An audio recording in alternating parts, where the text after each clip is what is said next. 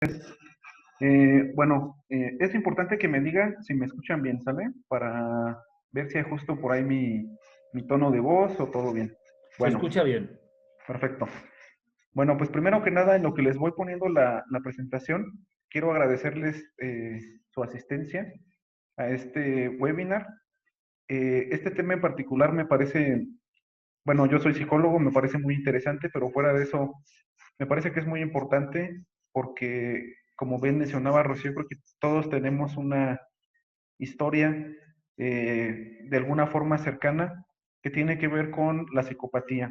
Y en muchas ocasiones, esta la podemos nosotros ver como si fuera nada más quedarnos en el mundo de las películas y el entretenimiento, donde, bueno, de alguna forma hay personas que sienten cierta afinidad con este tipo de personajes, pero el día de hoy queremos reflexionar con ustedes acerca de lo grave que podría ser que uno de estas personas pueda ingresar en una empresa de transporte. Entonces, pues bueno, vámonos en materia y quisiera arrancar con lo siguiente. En tus propias palabras, ¿qué entiendes por psicópata? Entonces, me gustaría aquí escucharlos y que esto sea un poquito más interactivo para que me puedan dar algún comentario al respecto. ¿Tienen alguna definición que entiendan por psicopatía? Ustedes, en sus propias palabras, ¿cómo lo entienden? Me gustaría aquí escucharlos para, a partir de aquí, pues poder iniciar, ¿no? No sé quién quiera eh, comenzar. Adelante, yo entiendo como un psicópata una persona que no tiene control sobre lo correcto e incorrecto, que en definitiva tiene una enfermedad mental, ¿sí? Lo que para cualquiera de nosotros puede ser una manía, ¿sí? Que es fácil de controlar, pues posiblemente llevado a los extremos, ¿sí? Es un psicópata y que bueno, pues puede crear un problema hasta de matar al prójimo. Ok, ok, muchas gracias, Antonio. Ahorita, bueno, ahorita que terminemos estas opiniones, nos vamos directo ahí a ver qué tan lejos o tan cerca estábamos con nuestra idea de este concepto, ¿no? ¿Alguien más, además de Antonio, que me pueda brindar qué es lo que entiende por psicópata? Considero que es una persona que piensa que como él piensa es lo único que está bien, lo demás no. Ok, ok, muchas gracias. ¿Alguien más? ¿Alguien más? Lo entiendo, pues psicópata es una enfermedad mental, ¿no? Realmente es alguien que está fuera de la realidad, su percepción, sus sensaciones son como pudo haber dicho Nieto, únicas, para ellos son reales, aunque para los demás no. Entonces es la característica, no se adapta a la sociedad, a su entorno. Ok, muchas gracias, Paco. ¿Alguien más? ¿Lucía?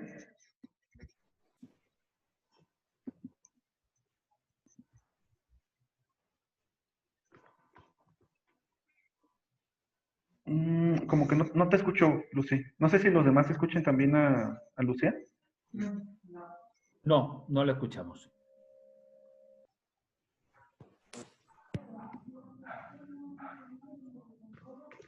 ¿Ya se escucha? Ahí está, ahora sí. Sí. Sí. Ah, bueno, lo que comentaba era que, bueno, para mí es como un trastorno antisocial de la persona. Bueno, ahora sí que bien lo decían, la parte de que, pues, a lo que ellos dicen, a lo que ellos creen, así debe de ser. No sé, ¿cómo les explico? Como el egocentrismo que a lo mejor, lo caracteriza, pues.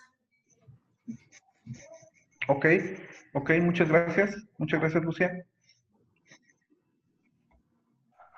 ¿Alguien más que quiera compartirnos ahí algún comentario? Sí, buenas tardes a todos. Mi nombre es Erika Sánchez. Yo considero, por lo que yo conozco, una persona psicópata es una persona que actúa contra su sociedad y la característica básica del psicópata es que no tiene absolutamente ningún remordimiento, nada. Todo lo que ejecuta, todo lo que hace, para él son sus propias reglas y es lo correcto, él se siente dentro de lo correcto. Ok, muchas gracias, Erika. Gracias. Pues bueno, en efecto, lo que ustedes han estado mencionando tiene mucho que ver. Son definiciones que me parece que, eh, bueno, nosotros que nos hemos dedicado al mundo del transporte sabemos ya de alguna forma una definición. Ahorita un poquito más adelante vamos a retomar la definición exacta. Aquí pues hay mucha, como todo, hay mucho debate, porque hay un montón de definiciones, hay un montón de autores, un montón de formas de poderlo diferenciar. Incluso cuando mencionaban acerca de este trastorno de antisocial, es correcto, se podría llegar a confundir un poco qué es ser sociópata, qué es ser psicópata y qué es ser una persona con trastorno antisocial, que no son lo mismo, pero tienen características en común. Aquí para no meternos en problemas, pues nada más nos vamos a enfocar únicamente en la parte de psicopatía. Entonces, pues bueno, gracias por sus comentarios. Ahora, ¿de qué parte la necesidad de hablar de la psicopatía? Bueno, como todos nosotros sabemos, las empresas de transporte pertenecemos a un trabajo particular en el cual las empresas tienen una carga social muy importante. No es lo mismo, ojo, no le estoy quitando ningún valor a ningún trabajo, pero en términos de responsabilidad social, no es lo mismo trabajar, por ejemplo, no lo sé, en un banco, que también tiene sus implicaciones, a trabajar en una empresa de transporte, porque aquí tenemos un componente inherentemente social. ¿Por qué social? Porque es un trabajo que impacta a la sociedad, tanto positivamente como negativamente, ¿sí? ¿Cómo positivamente? Pues bueno, pensar que el transporte es el sector de la economía, o más bien es el sector que mueve a la economía a nivel nacional. Como ustedes saben, aquí en México prácticamente todo se transporta por vía terrestre. Un porcentaje muy pequeño se transporta vía ferrocarriles o trenes y en avión, pues menos, ¿no? Por términos de costos. Entonces, este trabajo es especial porque tiene una carga social en la cual mueve la economía y ahora, del lado negativo, lo mismo. Diariamente circulan en nuestras carreteras y puentes de la República Mexicana miles y miles de unidades. Entonces, ustedes pónganse a pensar cuántas unidades hay diariamente. Si a esto le sumamos que un tractocamión es un arma en las manos equivocadas, tenemos varios ingredientes sobre la mesa. Uno, la velocidad. Imagínense que esta unidad pesa muchas toneladas. A esto súmenle lo que yo les decía, que son miles de unidades las que transitan diariamente por las carreteras y puentes. Ahora a esto, aparte súmenle que el conductor, el operador, está circulando a una velocidad excesiva. Si juntamos todos estos elementos, ¿qué es lo que nos va a dar? Una tragedia, ¿no? Eh, Digo, desafortunadamente es común escuchar muchas historias acerca de accidentes. Definitivamente no todos son por la misma razón. Hay muchas razones por las cuales puede ocurrir un accidente, pero nosotros como empresa debemos tener la responsabilidad social y profesional de poder evitar que ingrese gente que pueda ocasionar esto, ¿no? Entonces, les quiero platicar acerca de una historia que tiene que ver, es un paralelismo que voy a hacer aquí. Obviamente no es lo mismo porque el ejemplo que les voy a poner es de un piloto, pero es un paralelismo en el sentido de la responsabilidad que lleva un conductor, en este caso un piloto de aviación. No sé si escucharon ustedes hablar acerca de este caso, se le conoce como la catástrofe de Germanwings. Ocurrió hace ya 5 años, fue en el año 2015. Y bueno, ¿qué es lo que tenemos aquí? El personaje principal de esta catástrofe se llama Andreas, o bueno, se llamaba más bien Andreas Lubitz. Ustedes pueden ver aquí su fotografía. Si ustedes lo googlean, se van a encontrar que era un cuate que hacía ejercicio, que tenía una novia con la cual se iba a casar, se había mudado recientemente, trabajó en el trabajo de sus sueños, valga la redundancia, porque su sueño era ser piloto desde que era niño. Económicamente no le iba mal. Entonces, si ustedes ven esta fotografía, ustedes, bueno, esta biografía, ustedes se van a dar cuenta de una persona que aparentemente tenía todo lo que quería, porque tenía su novia, porque se iba a comprometer, bla, bla, bla. Pero lo que sucede con este caso es que esta persona tenía muchos problemas psicológicos bueno, y aparte de esto, estaba medicado contra la depresión. ¿Qué es lo que pasa? Este señor, Andreas Lubitz, fue un piloto que en el año 2015, en este vuelo de Germanwings, estrelló deliberadamente su avión y mató a 149 personas. ¿Cómo fue que sucedió la situación? Básicamente, bueno, era el vuelo. En esta ocasión, esta persona, Andreas Lubitz, estaba como copiloto. Entonces, hubo un momento de la trayectoria del vuelo, casi llegando a los Alpes suizos, en donde el piloto fue al baño. Entonces dejó a cargo al copiloto, que era este señor. ¿Qué es lo que pasa? Cuando la policía investiga, se dieron cuenta que él ya había investigado por internet cómo suicidarse, cómo, o sea, información más técnica acerca del avión, como si estuviera planeando algo, ¿no? Entonces, ¿qué es lo que sucedió? Pues básicamente que la persona a cargo, el piloto, fue al baño. Cuando regresa, este cuate, Andreas Lubitz, pone un freno que tiene la entrada de la puerta y que no se puede abrir a menos que abras desde dentro, y pues ya no pudo abrir. Y lo que hizo este señor Andreas Lubitz fue que básicamente pues se acostó, se hincó, hizo oídos sordos de lo que le estaba diciendo el piloto, nunca dejó entrar al piloto, dejó la aeronave ahí que se estrellara, y cuando llegaron más o menos a los Alpes suizos por la altura, que estaban a 2.700 metros de altura, cayó y fue lo último que se supo, 149 víctimas, ¿no? Entonces, ¿qué es lo que nos deja de enseñanza esta historia? Que esta persona estaba atravesando por profundos desequilibrios mentales y además estaba medicado contra la depresión. Hasta aquí ustedes podrían decir, ok, pero hay más. Resulta que cuando investigan, se dan cuenta que este señor mintió para poder entrar a la escuela de aviación de pilotos. No puse, no me acuerdo la verdad el nombre exacto o sea, de cómo se llama la escuela, pero el chiste es que miente acerca de sus condiciones mentales. ¿Y qué creen que pasó? La mentira se detectó, pero esto no impidió que él pudiera ingresar a la escuela. Entonces, primer gran error fatal, ingresó a la escuela aún sabiendo ellos que tenía profundos desequilibrios mentales.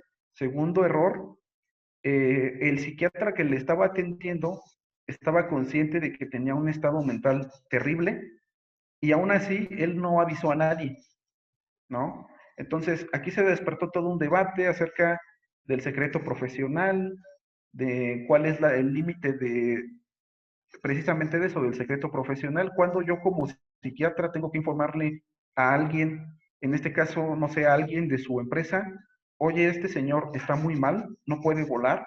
Entonces, aquí de esto podemos aprender muchas cosas y les digo, no es exactamente un ejemplo de tractocamión, pero se hace el paralelismo de eso, ¿no? Si nosotros dejamos entrar a una persona a nuestra organización, o peor aún, sabemos del caso de alguien que tenga una condición que altere su equilibrio emocional o su equilibrio psíquico y lo dejamos entrar, podemos llegar a ser partícipes de alguna forma, indirectos, de alguna tragedia. ¿Sale? Entonces, quería compartirles esa historia, pues para reflexionar. Y además de eso, hay que tener en cuenta que las empresas de transporte son responsables de los daños humanos y materiales que se puedan ocasionar. Aquí en la parte de la siniestralidad, pues bueno, tenemos dos grandes esferas, que son la de los daños humanos y los daños materiales, ¿no? Y así como en el ejemplo de este piloto alemán, en donde ocurrieron 149 muertes, ¿qué es lo que nos va a dar la siniestralidad en la parte de los daños humanos? La vida del operador, obviamente, que es el que se encuentra conduciendo el tractocamión, y la vida de todos los que circulamos alrededor de él. ¿Y por qué digo circulamos? Pues porque todos en algún momento vamos a tomar una carretera, ¿sí? De los daños materiales, pues bueno, estamos hablando obviamente de daños ocasionados a las carreteras, etcétera, además de los daños a la propia mercancía del cliente. Entonces, ¿esto qué nos va a dar como resultado? Si tú contratas a una persona con elementos de psicopatía, lo que vas a ocasionar muy probablemente es costos económicos por falta de probidad, ¿sí? ¿Por qué falta de probidad? Porque una de las características del psicópata es que él se rige bajo sus propias reglas, ¿sí? Entonces, si tú contratas a alguien que es psicópata, pues muy probablemente en algún momento de algún viaje, pues le va a hacer falta lana para su casa o para algo que él quiera pues usar, y simplemente va a hacer cosas en contra que no haría alguien con probidad, es decir, le va a bajar, dice, una unidad, va a vender un componente de la misma, etcétera. Por eso decimos que es un costo económico por falta de probidad. Otra consecuencia son los costos económicos y humanos por siniestralidad, que ya vimos que pueden ser muchísimos. A veces ocurren en los viajes cosas de microsegundos que hacen la diferencia entre que haya heridos o que lamentablemente haya pérdidas, ¿sí? Costos económicos y humanos por seguridad. Y otra que es muy interesante, ¿no? Que es el employer branding o la marca de la empresa. ¿Cómo está posicionada la empresa en el mercado? Si yo, empresa de transporte X, ingreso a una persona con estas características y ocurre un incidente, ante los medios sociales, ante los medios, vaya, el accidente no solamente va a ser, es que el operador, no. El accidente va a ser, es que la empresa X, y mi empresa va a quedar de alguna forma marcada por este incidente. Y acuérdense que si no tenemos un buen employer branding o un buen posicionamiento de marca, pues obviamente va a ser más difícil poder llegar a ciertos objetivos, como cuál, pues que ingresen más operadores, ¿no? No voy a ser lo suficientemente atractivo para ellos, como un ejemplo, pero hay muchos. Aquí es muy importante que, como en el ejemplo que les mostré del piloto alemán, no nos volvamos cómplices de las cosas que nosotros detectemos. Es decir, si yo veo a un candidato que tiene toda la pinta para ser un psicópata, pues no lo dejo entrar, ¿no? A lo mejor sí tengo la presión por parte de operaciones, donde no tengo gente, donde urge pues el personal precisamente, porque tengo unidades paradas. Sí, todo eso es muy importante y no lo estoy demeritando, simplemente es decir, hay que tener a la gente adecuada, porque en el momento que nosotros nos volvemos cómplices, o más bien lo que quería decir, en el momento en que guardamos silencio, nos volvemos cómplices, ¿sabe? Ahora, hay un investigador que todavía vive, que se llama Robert Hare. Este investigador es un doctor en psicología y tiene estudios principalmente dedicados en el ramo de la criminología. Entonces, Robert Hare es toda una eminencia en este campo. Yo les recomiendo que lo googleen porque él tiene estudios ya muy bien definidos de lo que es un psicópata para poderlo entender. Pero básicamente nos vamos a quedar con uno de sus trabajos, que es el perfil del psicópata. Y vamos a repasar rasgo por rasgo cuáles son esos componentes de ese perfil, vaya. El primero de ellos es que es una persona que va a tener gran capacidad verbal y encanto superficial. Es una persona que va a tener, como se dice vulgarmente, choro, ¿no? Va a ser una persona que va a poder mover a otras personas porque precisamente puede mover a todos con su gran encanto.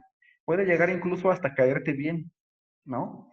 El psicópata, a menos que sea, ahorita vamos a ver los tipos de psicópata que hay dos, a menos que sea el psicópata número 2, es una persona que normalmente te va a envolver. No sé si les ha pasado que conocen a alguien, ojo, no estoy diciendo que toda la gente que es así sea psicópata, pero es para ponerles el ejemplo. No sé si les ha pasado que conocen a alguien que los envuelve tanto en una conversación que de repente ya les bajó ciertos datos, cierta información. Ese tipo de perfil es el que tenemos. Número 2, una autoestima exagerada, ¿no? Va a ser una persona, no recuerdo quién mencionó acerca de la parte del egocentrismo, pero se relaciona a esto, porque es una persona que todo lo puede, todo lo merece y todo lo quiere, ¿sí? Entonces, vamos a tener una autoestima súper exagerada, vamos a tener una tendencia al aburrimiento, es decir, es una persona que desde que era niño eh, se aburría con facilidad, es una persona que requiere estar constantemente con estímulos nuevos, porque si no se aburre de todo, ¿no? Otro es un comportamiento manipulador, es una persona que va a tratar de sacar beneficios propios en conjunto con su capacidad verbal y su encanto superficial. Esta persona, este psicópata siempre va a intentar dirigirte hacia donde a él le conviene, ¿sí? No hacia lo que le conviene a la empresa, no hacia lo que le conviene a Antonio, a Francisco, a Lucía, sino a lo que le conviene a él. Otra es la falta de culpa o remordimiento. Es una persona que no tiene una capacidad adecuada de empatía, entonces todos los actos que él realice los va a ser dirigidos por su propia ley, entonces lo que otros opinen, lo que otros sientan o lo que otros llegue, la forma en cómo llegue a impactar a los demás no le va a interesar.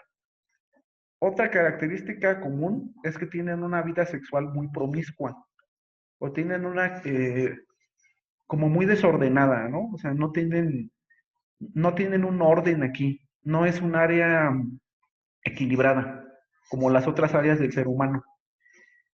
Otro es la falta de control sobre la conducta. Ya decíamos que es una persona que se aburre constantemente. Entonces, si se aburre constantemente, lo que va a hacer es que no se va a controlar, no va a controlar su conducta. Y constantemente va a estar haciendo cosas por aburrimiento. Estas dos se relacionan mucho. Hay otra que es el estilo de vida parasitario, como número 8. El estilo de vida parasitario se refiere a alguien que se la pasa simplemente como lo hace una sanguijuela, por ejemplo, es decir, absorbiendo sangre. En este caso es una persona que por su estilo de vida absorbe lo que encuentra a su alrededor. Y simplemente es alguien que está ahí, pero no hace nada para conseguir lo que quiere, sino simplemente está ahí, que a ver qué es lo que puede conseguir. Bueno, me fui al revés con la numeración. Bueno, número 7 es la falta de empatía, es decir, lo que yo les decía, es una persona que no tiene culpa ni remordimiento y muestra mucha insensibilidad. La número 6, que es la afectividad frívola o superficial, esto quiere decir que es una persona que difícilmente se va a comprometer con algo, porque su afectividad pues no es muy grande, o sea, es una persona que va a buscar trabajo y como tiene una afectividad muy superficial, realmente nunca se va a poner la camiseta, ¿sí? Va a ser un elemento que pues simplemente va a estar ahí pasándola, a ver qué sucede, pero realmente no va más allá. No es un afecto de fondo, nada más es un afecto de superficie, muy superficial como lo dice la palabra.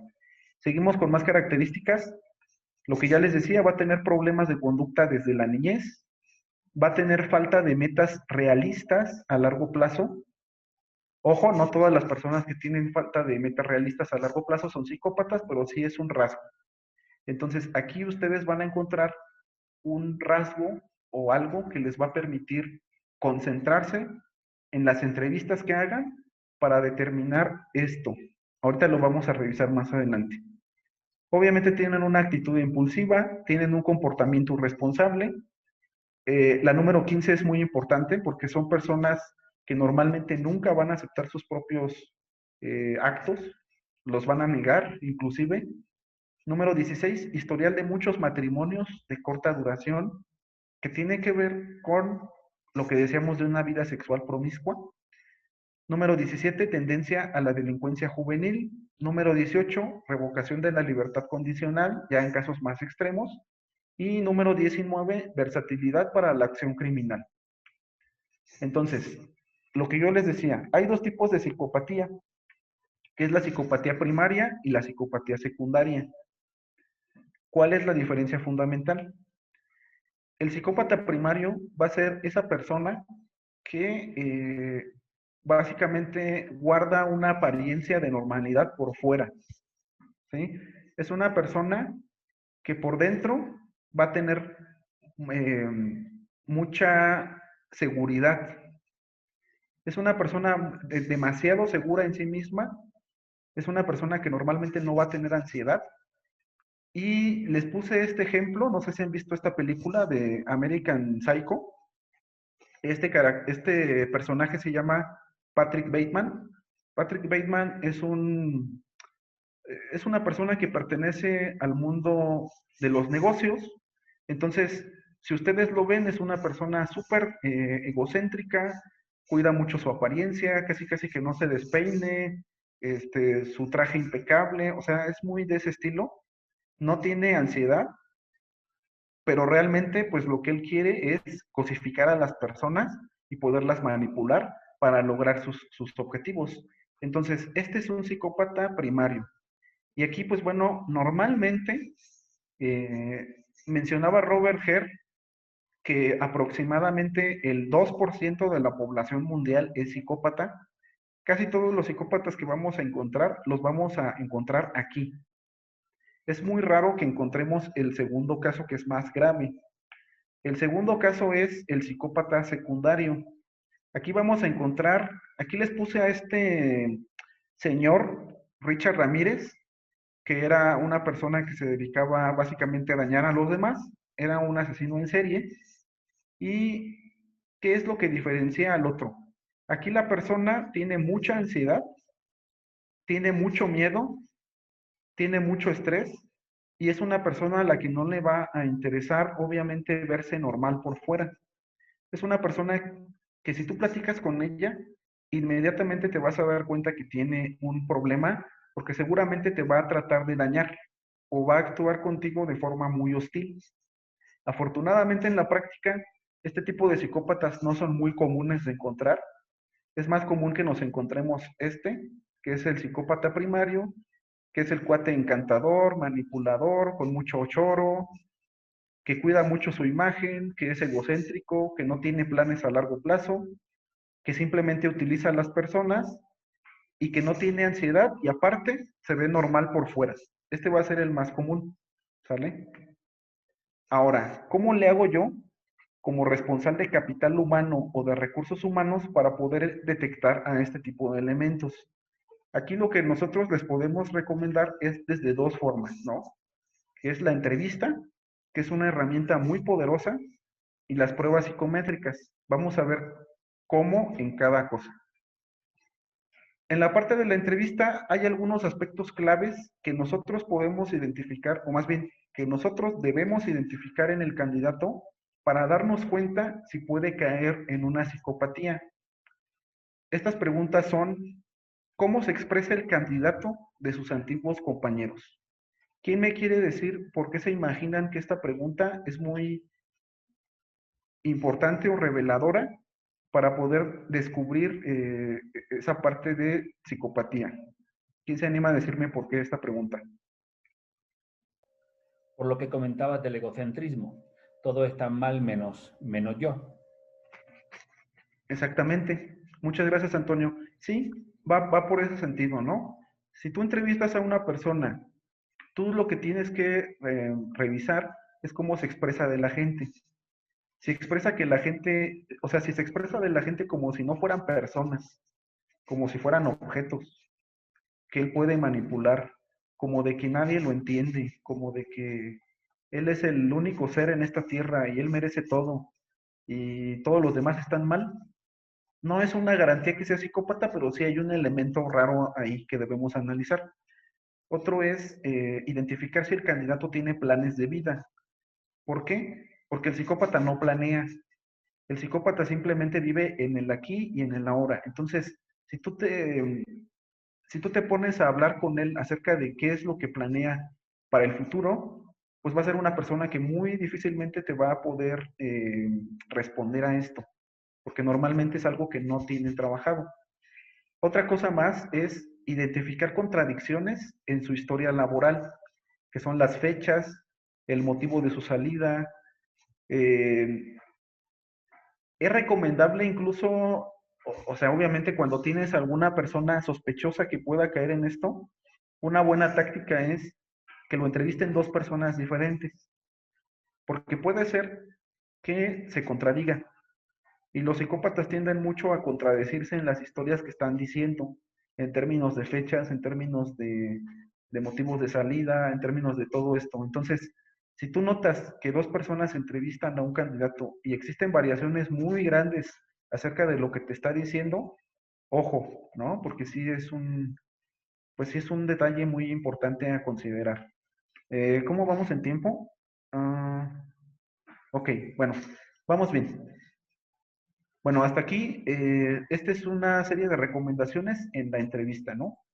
Ahora, nos vamos a ir a las pruebas psicométricas. Y en este punto, bueno, las pruebas psicométricas es un tema también un poquito polémico, porque muchas veces hay ocasiones que la gente puede decir que no sirven, que no tienen utilidad, que son una pérdida de tiempo o que es un proceso muy largo, pero aquí sucede algo, ¿no? Si nosotros queremos garantizar que las pruebas psicométricas tengan éxito, lo primero que debemos hacer es definir de antemano qué vamos a buscar.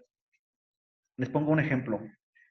Eh, me ha pasado a veces que cuando no se quieren ingresar a una persona, a una organización, pues bueno, se definen las pruebas y qué es lo que pasa. Simplemente hay gente que dice, ¿sabes qué?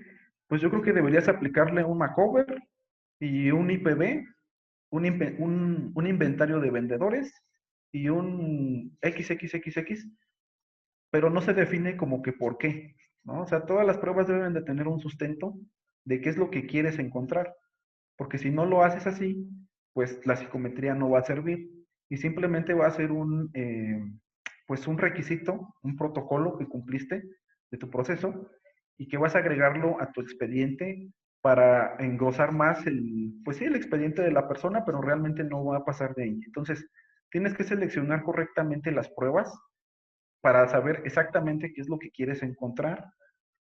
Para ello debes de calibrarlas antes de aplicarlas. Calibrarlas es, por ejemplo, si yo quiero encontrar a una persona que tenga eh, estoy hablando de otro puesto, ¿no? O bueno, sí, mejor vamos a hacerlo así como lo estamos hablando. Si yo quiero encontrar a una persona, a un operador que tenga inteligencia kinestésica, que es muy importante para las maniobras, para todo esto que él tiene que hacer a la hora de conducir, yo lo que tendría que hacer es calibrar mi prueba de tal forma que eso sea lo más importante que va a detectar esa prueba. Porque si no lo hago así y lo hago de forma general, no voy a obtener una interpretación personalizada de lo que estoy haciendo. Entonces, todas las pruebas, calibrarlas. Y por último, analizar e interpretar a conciencia las pruebas y no solo hacer copy-paste del manual. Esto también llega a suceder en ocasiones. Analizar una prueba o interpretarla puede ser un proceso que te lleva mucho tiempo. Entonces, ¿qué es lo recomendable? Lo recomendable es previamente definir cuáles van a ser los criterios que tú vas a tomar en cuenta para la calificación y la interpretación y a partir de ahí hacerlo. Pero también no solamente hacer copy-paste, sino hacer un análisis de toda la historia del candidato. Por ejemplo, si yo tengo una persona que le apliqué, no sé, 4 pruebas y salió bien, no es más, le apliqué cuatro pruebas psicométricas. En 3 me salió bien, en la entrevista me salió bien, en el socioeconómico me salió bien, en el antidoping me salió bien, en todo me salió bien. pero solamente me salió mal en una prueba, yo tendría que tomar una decisión y yo tendría que tomar y decir, ¿vas? ¿Entras? ¿O ahí te quedas? No por una prueba que salga mal, yo voy a tomar la decisión de decir, pues ya, está mal, esta persona no me sirve y bye. O sea, tengo que sentarme a analizar todos los resultados para que todos tengan más o menos una coherencia. Entonces, esto también es algo muy importante. Bueno, a continuación, y ya para ir cerrando y para empezar, pues, esta sección de comentarios o preguntas, les voy a mostrar algunos dibujos de una prueba que se llama Persona bajo la lluvia, que fueron aplicados a 3 operadores. 2 de esos operadores son operadores quinta rueda y uno de ellos de full.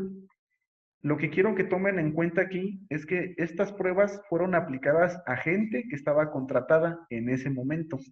Ahorita no sé si ya pues salieron o no sé si sigan ahí todavía, pero deben de tomar en cuenta esto. Y quiero que me puedan decir cuáles son sus comentarios a partir de que vean estos dibujos. Este es el primero de ellos. Este es un operador de quinta rueda. Les repito, todos ellos ya contratados. Si a ustedes les llega un dibujo así, ¿qué es lo que ustedes pueden observar? ¿Quién me puede decir?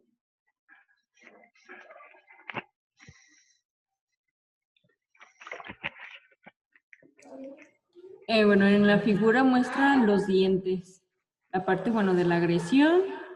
Hay mucho sombreado en la parte de las nubes también. Eso, bueno, nos da como un índice de que la persona también es algo agresiva.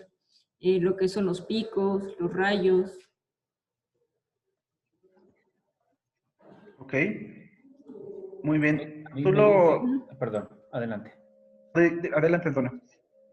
Bueno, también muy dramático porque observo que no es no es lluvia normal, sino que hay relámpagos y truenos y lo observo muy dramático.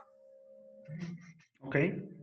Si ustedes tuvieran, o así que esa decisión para ese proceso de continuar o no a este candidato con este dibujo, ¿ustedes lo tomarían en cuenta? O sea, ¿le darían el sí o ahí detendrían ese proceso? No, yo no me pronuncio porque no conozco la interpretación que los psicólogos, que para eso han estudiado, hacen de cada dibujo. No me atrevería.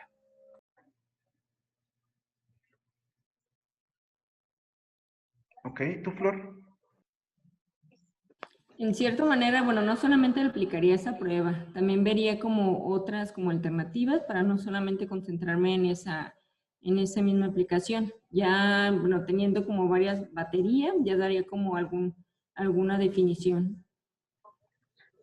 Ok, muy bien. Voy a enseñar los otros dos para que puedan comparar, ¿no? Este es el segundo. Este nuevamente es un operador de quinta rueda. Imagínense ustedes lo siguiente, o sea, ustedes meten a una persona que mueve no sé cuántas toneladas, que va a no sé cuánta velocidad, una persona así, no le aplican psicometría y un día deciden hacerlo y les dibuja este personaje, ¿no? Que pues no parece persona, ¿no? Parece pues un monstruo, un demonio, no sé qué parece. ¿Qué es lo que ustedes pueden aquí observar? Hola, buenas tardes, Norma. Buenas tardes, Norma. Pues que tiene un problema el señor, mira, el Macover detectas cómo va a trabajar bajo presión y de plano, en comparación del primero a tiene muchos problemas. Este operador está fuera de origen, no está en su realidad. Aquí sí yo detectaría no contratarlo. El primero, como dijo la compañera anterior, checaría otras pruebas para ver por qué no se cubre de problemas, porque le estás pidiendo, tiene un significado el que le ponga la sombrilla. Entonces no hay tanto problema, pero sí tiene muchos problemas, ¿eh? Gracias. Muchas gracias. Gracias por sus comentarios. ¿Alguien más que se anime a decirme aquí? Sí, ¿Seguirían el proceso o no con esta persona, con este dibujo? Buenas tardes, Abraham Botello. Mira, yo creo que Buenas tardes. por sí solo el dibujo habla y expresa el sentir de la persona y de muchos de los sentimientos. Digo, yo no, pues no propiamente soy psicólogo, pero a simple vista te dice la ideología que pueda tener el operador por sí solo, ¿no? Creo que sí es complicado el tema que estamos hablando, pero a grosso modo, en muchas ocasiones no sabes ni a quién tienes en casa, ¿no? Esta evaluación, como bien lo mencionas, ayuda a ir corrigiendo esa parte, pero pues de entrada el primer filtro siempre va a ser nuestro honorable cuerpo de RH que nos ayuda con esta situación, pero sí es importante, bueno, pues como bien lo mencionas, aquí lo que se vislumbra es que el operador definitivamente trae algún trastorno o enfocado hacia esos gustos sobre esos dibujos, ¿no? Los cuales te manifiestan demasiado. Claro, claro. Muchas gracias, Abraham. Sí, sí, es correcto. Aquí por eso debemos ser muy cuidadosos y pues desde la entrevista, ¿no? O sea, no permitir que este tipo de candidatos pues vayan pasando los filtros y bueno, nada más igual comentar, perdón, lo que ustedes ya mencionaban, aquí que se rescata, las garras, bueno, todo, pero ¿qué es lo que se rescata más? Las garras, los dientes puntiagudos, los ojos. Aquí la indicación fue, dibuja una persona bajo la lluvia, y ya, y dibujó esto, ¿no? Bueno, vámonos con el último, que es este. Aquí, por ejemplo, no sé qué es lo que ustedes pueden notar de este dibujo. No sé si es por la imagen, pero como la forma, los trazos que tiene un poco como depresión, ansiedad, ¿no? Ok. Ok, ¿alguien más? Lo único que yo veo es inseguridad, pero vaya, no me genera tanta preocupación como el anterior, que ahí sí, sin yo ser bajo ningún concepto experto en interpretación de dibujos, de plano no lo contrataría al anterior porque sí se le ve que algo anda mal. En este, vaya, no me genera temor.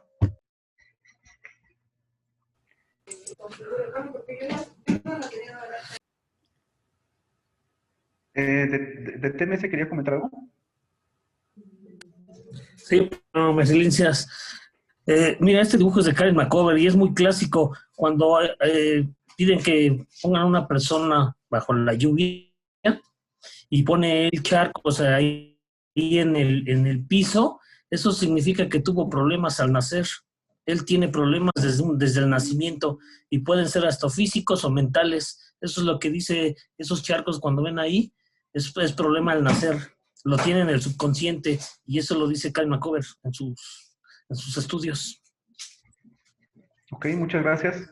Sí, sí mencionas una parte muy importante. Los charcos normalmente son elementos significativos de algún traumatismo o de alguna vivencia que la persona sufrió mucho, y esto puede ser mental o físico, ¿no? Aquí nada más para terminar de decirles este dibujo, que es lo que yo observo, pues bueno, aquí se ve una persona también un poquito narcisista, porque si se fijan cómo se dibuja con músculos, se dibuja como exponiéndose a la lluvia, y también mucha inseguridad, como decía Antonio. Entonces, aquí, bueno, nada más para terminar ya con estos dibujos, recordarles que la importancia de esto es precisamente lo que estamos haciendo ahorita, ¿no? O sea, tenemos una serie de pruebas, una batería de pruebas psicométricas. ¿Qué pasa si yo de repente me encuentro un dibujo así?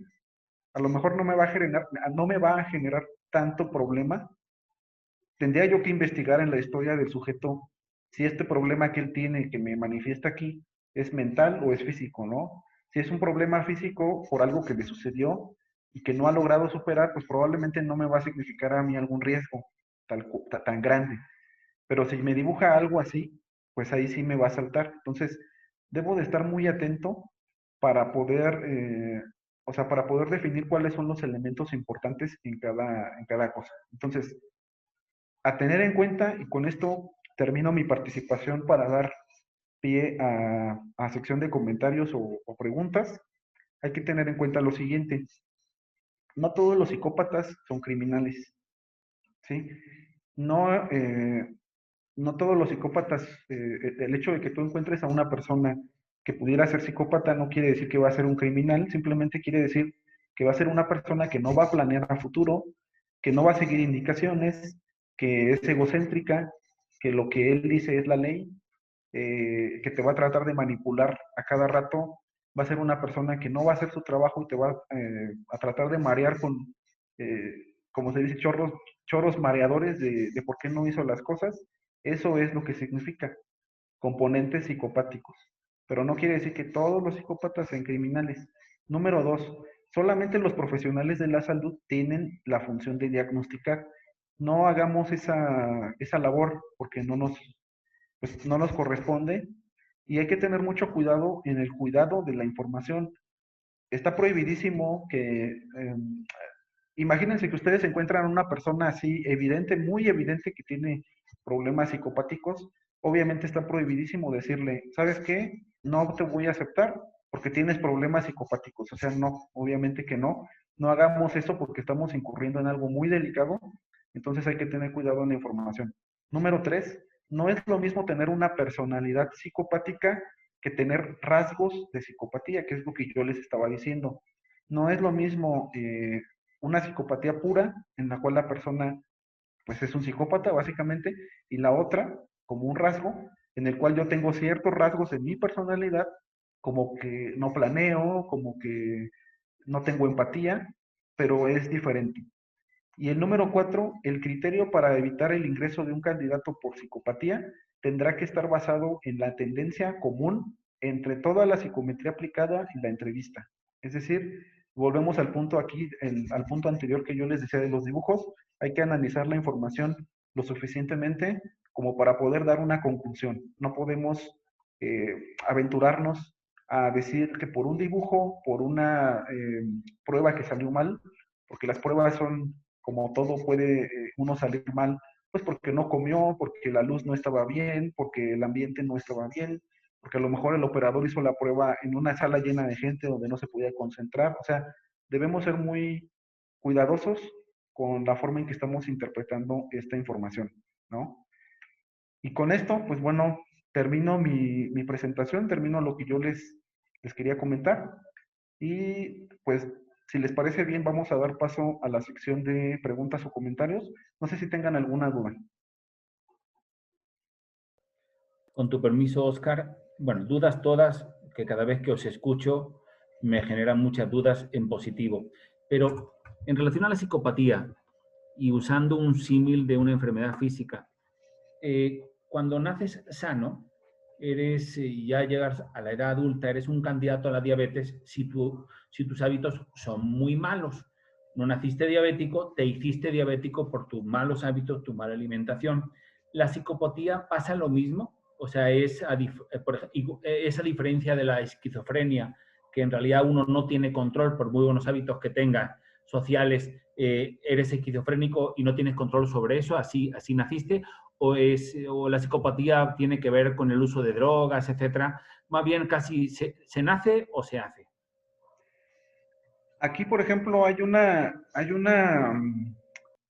debate muy grande en esto, pero si nos vamos desde un criterio, hay una cosa que se llama DSM, que es el diagnóstico de enfermedades mentales, que es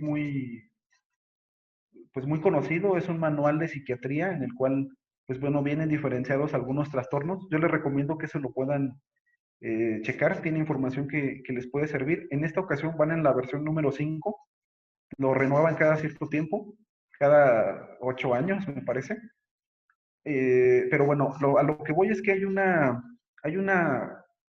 debate ahí entre eso, pero normalmente se dice, para responder la pregunta, que el psicópata es más por un componente genético o de sustancia, porque hay ciertas sustancias que pueden inducir a estados psicopáticos, por ejemplo, el alcohol El alcohol pareciera que no, pero es un elemento que puede inducir a estados de conciencia alterada, de psicopatía, perdón, ciertas drogas. Entonces, para responder la pregunta, el psicópata normalmente es por alguna ingesta o un abuso de sustancias o por una cuestión de nacimiento. Y ahí entra un concepto que es el de sociópata. El sociópata normalmente es una persona que sí por un estilo de crianza y por un estilo de cómo lo cuidan sus papás, de cómo lo cuida, de las vivencias que tiene de su entorno, es alguien que se va a hacer así. Es como un poquito esa diferencia, digamos, ¿no? Gracias.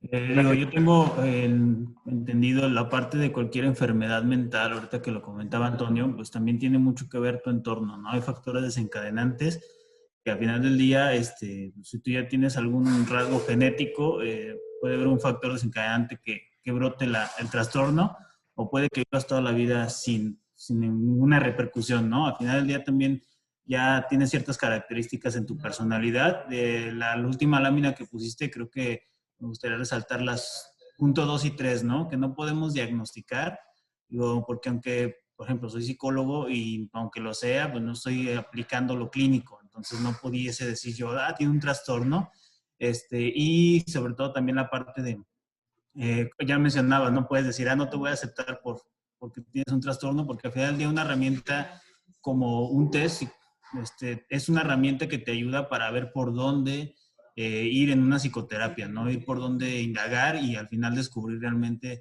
si tiene un trastorno, no lo tiene, si va a ser un problema o no, porque también creo que es un poco controversial, desde mi punto de vista en lo personal, una herramienta, una psicometría, pues te puede ayudar a orientarte, pero no creo que no es viable basarte al 100% en ella, ¿no? Sino, bueno, hay los dibujos, el dibujo que pusiste que brinca mucho, pues es una alerta muy fuerte, ¿no? Que es casi evidente que vas a perderle más con él. Pero si no, creo que no podemos darle todo el peso a la psicometría. Y pues también lo mencionaste, todos tenemos rasgos patológicos, ¿no? Digo, no nos da un trastorno, pero tenemos algún estilo o un rasgo de personalidad que pues, pudiese no encajar con lo más común, por decirle, ¿no? Y creo que también aquí, con lo que menciono es, ¿qué estilo de vida tienen nuestros operadores? ¿Qué estilo de vida tenemos nosotros también? ¿No? Aquí sería también resaltar el rasgo o más bien el tema de la salud mental, porque el entorno en el que ellos viven, en el que ellos se están desenvolviendo, pues básicamente conviven con la gente de las cachimbas, por decirlo, ¿no?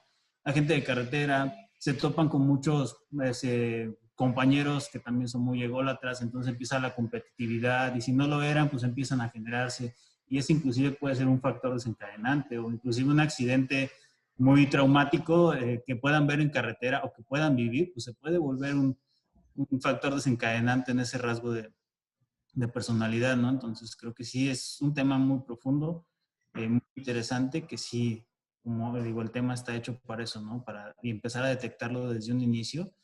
Y lo más interesante es que los dibujos que mostraste, si no me equivoco, dijiste que eran de operadores que ya están, ¿no? Sí, correcto. Sí, es de operadores que, bueno, en el momento de la aplicación estaban en funciones.